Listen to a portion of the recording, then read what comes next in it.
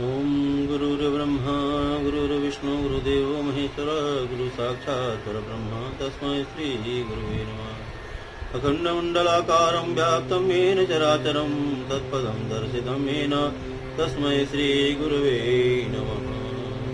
श्री सद्गुरुनाथ महाराज की जय।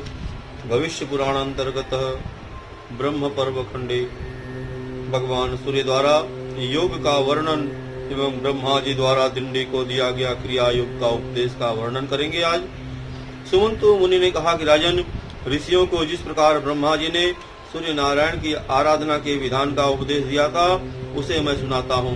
किसी समय ऋषियों ने ब्रह्मा जी से प्रार्थना की कि महाराज, सभी प्रकार की चित्तवृत्ति के निरोध रूपी योग को अपने कैवल्य पद को देने वाला कहा है, किंतु यह योग अनेक जन्मों की कठिन साधना के द्वारा प्राप्त हो सकता है, क्योंकि इंद्रियों को बलात् आकृष्ट करने वाले विषय अत्यंत दुर्जय हैं।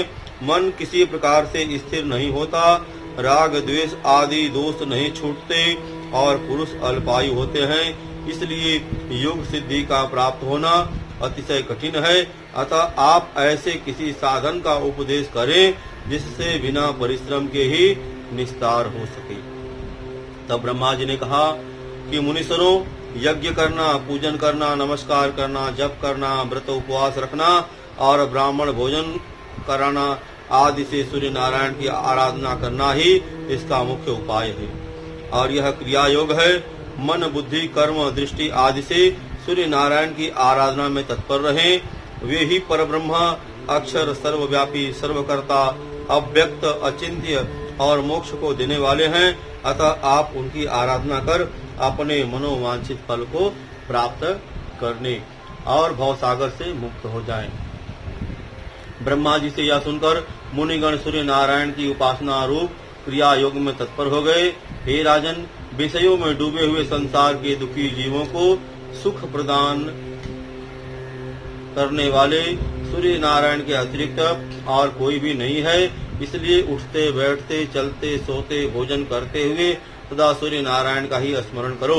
भक्ति पूर्वक उनकी आराधना में प्रवृत्त हो, जिसके जन्म मरण आदि व्याधि से युक्त इस संसार समुद्र से तुम पार हो जाओगे। जो पुरुष जगत कर्ता सदा वरदान देने वाले दयालु और ग्रहों के स्वामी श्री सूर्य नारायण की शरण में जाता है, वह अवश्य ही मुक्ति प्राप्त करता है। सुमंतु मुनि ने पुनः कहा कि राजन, प्राचीन काल में दिंडी को ब्रह्म हत्या लग गई थी। उस ब्रह्म हत्या के पाप को दूर करने के लिए उन्होंने बहुत दिनों तक सूर्य नारायण की आराधना और स्तुति की। उससे प्रसन्न होकर भगवान सूर्य उनके पास आए। भगवान सूर्य ने कहा कि दिंडीन, तुम्हारी भक्ति पूर्वक की गई स्तुति से मैं बहुत प्रसन्न हूँ, अपना अभिष्ट वर मांगो। तब दिंडी ने कहा कि महाराज, आपने पधार कर मुझे दर्शन दिया, यह मेरे सौभाग्य की बात है। यही मेरे लिए सर्वश्रेष्ठ वर है। पुण्यहीनों के लिए आपका दर्शन सर्वदा दुर्लभ है।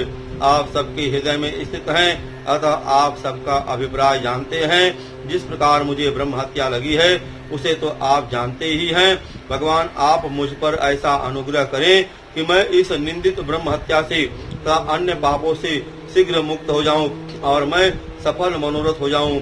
आप संसार से उद्धार का उपाय बतलाएं, जिसके आचरण से संसार के प्राणी सुखी हो। दिंडी के इस वचन को सुनकर योग वेत्ता भगवान सूर्य ने उन्हें निर्बीज योग का उपदेश दिया, जो दुख के निवारण के लिए औषध रूप है। और दिंडी ने प्रार्थना करते हुए कहा कि महाराज, यह निष्कल योग तो बहुत कठिन है, क्योंकि इंद्रियों को जीतना, मन को स्थिर करना और अहंकार आदि, शरीर आदि का अभिमान और ममता का त्याग करना, राग द्वेष से बचना, ये सब अतिशय कष्ट साध्य हैं। ये बातें कई जन्मों के अभ्यास करने से प्राप्त होती हैं। अतः आप ऐसा साधन बतलाएं जिससे अनायास बिना विशेष परिश्रम के ही फल की प्राप्ति हो जाए। तब भगवान सूर्य ने कहा कि गणनाथ, यदि तुम्हें मुक्ति की इच्छा है तो समस्त क्लेशों को नष्ट करने वाले क्रिया योग को सुनो। अपने मन को मुझ में लगाओ, भक्ति से मेरा भजन करो, मेरा यजन करो, मेरे परायण हो जाओ, आत्मा को मेरे में लगा दो, मुझे नमस्कार करो मेरी भक्ति करो, संपूर्ण ब्रह्मांड में मुझे परिव्याप्त समझो। ऐसा करने से तुम्हारे संपूर्ण दोषों का विनाश हो जाएगा और तुम मुझे प्राप्त हो जाओगे। तब भली भांति मुझ में आसक्त हो जाने पर राग लोभ आदि दोषों के नाश हो जाने से कृतकृत्यता हो जाती है और अपने मन को स्थिर करने के लिए सोना चांदी ताम्र पाषाण काष्ठ आदि से मेरी प्रतिमा का निर्माण कराकर या चित्र ही लिखकर विविध उपचारों से भक्ति पूर्वक पूजन करो। सर्वभाव से प्रतिमा का आश्रय ग्रहण करो। चलते फिरते भोजन करते आगे पीछे ऊपर नीचे उसी का ध्यान करो। उसे पवित्र तीर्थों के जल से स्नान कराओ। गंध पुष्प वस्त्र आभूषण विविध नैवेद्य और जो पदार्थ स्वयं को प्रिय हो उन्हें अर्पण करो। इन विविध उपचारों से मेरी प्रतिमा को संतुष्ट करो। कभी गाने की इच्छा हो तो मेरी मूर्ति के आगे मेरा गुणानुवाद गाओ। सुनने की इच्छा हो तो हमारी कथा सुनो। इस प्रकार मुझ में अपने मन को अर्पण करने से तुम्हें परम पद की प्राप्ति हो जाएगी। सभी कर्म मुझ में अर्पण करो। डरने की कोई बात नहीं। मुझ में मन लगाओ। जो कुछ करो मेरे लिए करो। ऐसा करने से तुम ब्रह्म हत्या आदि सभी दोष पापों से रहित होकर मुक्त हो जाओगे। इसलिए तुम इस क्रिया योग का आश्रय ग्रहण करो। दिंडी बोले कि महाराज इस अमृत रूप क्रिया योग को आप विस्तार से कहें, क्योंकि आपके बिना कोई भी इसे बतलाने में समर्थ नहीं है। यह अत्यंत गोपनीय और पवित्र है। तब भगवान सूर्य ने कहा कि तुम चिंता मत करो। इस संपूर्ण क्रिया योग का ब्रह्मा जी तुमको विस्तार पूर्वक उपदेश करेंगे और मेरी कृपा से तुम इसे ग्रहण करोगे। इतना कहकर तीनों लोगों के दीप स्वरूप भगवान सूर्य अंतर्हित हो गए और दिंडी भी ब्रह्मा जी के धाम को चले गए। ब्रह्मलोक पहुंचकर दिंडी सूर्य ज्येष्ठ चतुर्मुख ब्रह्मा जी को प्रणाम कर कहने लगे। दिंडी ने प्रार्थना पूर्वक कहा कि ब्रह्मन, मुझे भगवान सूर्य देव ने आपके पास भेजा है। आप कृपा कर मुझे क्रिया योग का उपदेश करें, जिसके सहारे मैं शीघ्र ही भगवान सूर्य को प्रसन्न कर सकूं। ब्रह्मा जी बोले कि गणाधीप, भगवान सूर्य का दर्शन करते ही तुम्हारी ब्रह्म हत्या तो नष्ट हो गई। तुम भगवान सूर्य की कृपा पात्र हो। यदि सूर्य नारायण की आराधना करने की इच्छा है तो प्रथम दीक्षा ग्रहण करो, क्योंकि दीक्षा के बिना उपासना नहीं होती।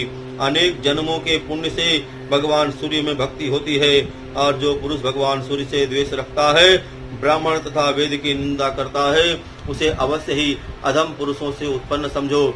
माया के प्रभाव से ही अधम पुरुषों की कुकर्म में प्रवृत्ति होती है और उनके स्वरूप शेष रहने पर सूर्य की आराधना के लिए दीक्षा की इच्छा होती है।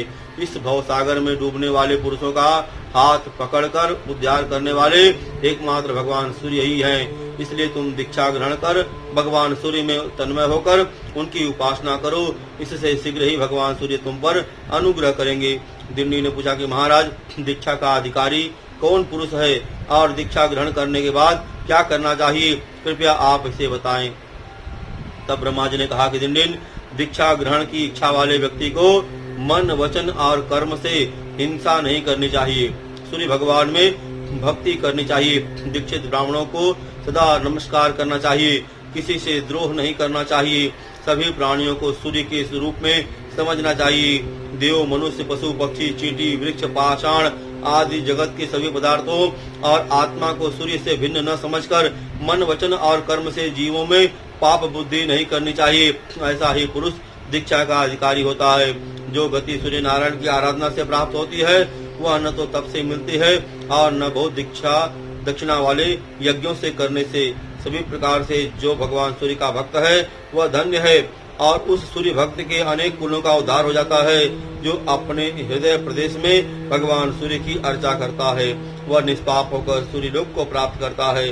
सूर्य का मंदिर बनाने वाला अपनी 7 पीढ़ियों को सूर्य लोक में निवास कराता है और जितने वर्षों तक मंदिर में पूजा होती है उतने 1000 वर्षों तक वह सूर्य लोक में आनंद का भोग करता है। निष्काम भाव से सूर्य की उपासना करने वाला व्यक्ति मुक्ति को प्राप्त करता है। जो उत्तम लेप सुंदर पुष्प अतिशय सुगंधित धूप प्रतिदिन सूर्य नारायण को अर्पित करता है वह यज्ञ के फल को प्राप्त करता है। यज्ञ में बहुत सामग्रियों की अपेक्षा रहती है, इसलिए मनुष्य यज्ञ नहीं कर सकते, परंतु भक्ति पूर्वक दुर्वा से भी सूर्य नारायण की पूजा करने से यज्ञ करने से भी अधिक फल की प्राप्ति हो जाती है। बहुत सारा यज्ञ में सामान अगर न मिले तो सिर्फ दुर्वा से भी भगवान सूर्य की पूजा करने से वही भक्ति की प्राप्ति होती है।